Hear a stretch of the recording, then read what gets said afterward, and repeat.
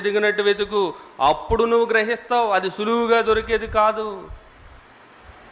చూడండి, ఎక్కడైనా లంకెల బిందులు ఉన్నాయి అన్నారు అనుకోండి, చాలామంది తవ్వేస్తుంటారండి. రంగురాళ్ళు ఉన్నాయి అనగానే మొత్తం కత్తులు, గుణపాలు, పారలు అన్నీ పట్టుకొని వెళ్ళిపోతుంటారు ఆ కొండల్లోకి, ఆ లోయల్లోకి, అడవుల్లోకి. చూడండి, వెతుకుతూ ఉంటారు. ఎక్కడుందో తెలియదు, అన్నిటిని తవ్వుకుంటూ వెళ్ళిపోతారు. ఎంత ఇంట్రెస్ట్ చూడండి. ఇంట్లో ఏదైనా వస్తువు పోయిందనుకోండి, ఎంత జాగ్రత్తగా వెతుకుతారు. బంగారం పోయిందనుకోండి, ఒక చిన్న ముక్కు పుడక పోయిందనుకోండి, ఎంత శ్రద్ధ మనకి. జాగ్రత్తగా వెతుకుతాం, అది దొరికినంత వరకు వెతుకుతాం. కరెంటు పోయినా, ఆ సమయానికి కరెంటు పోయినా సెల్ ఫోన్ లైట్ వెలిగించో, లేదంటే దీపం బుడ్డు వెలిగించో, క్యాండిల్ వెలిగించో, ఆ వెలుగులో కూడా వెతకడానికి మనం ప్రయత్నిస్తాం.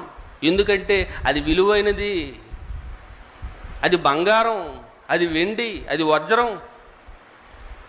కాబట్టి వాటి మీద ఆసక్తి ఉంది, మీరు వెతుకుతూ ఉంటారు. కానీ దేవుడు దేనిని వెతకమంటున్నాడంటే, దేవుని జ్ఞానాన్ని వెతుకు, వివేచనను వెతుకు, తెలివికై మొరపెట్టు. జాగ్రత్తగా వెతికితే అప్పుడు నీకేం దొరుకుతుంది? యెహోవా యందు భయభక్తులు కలిగి ఉండట ఎట్టుదో నీవు గ్రహించెదవు.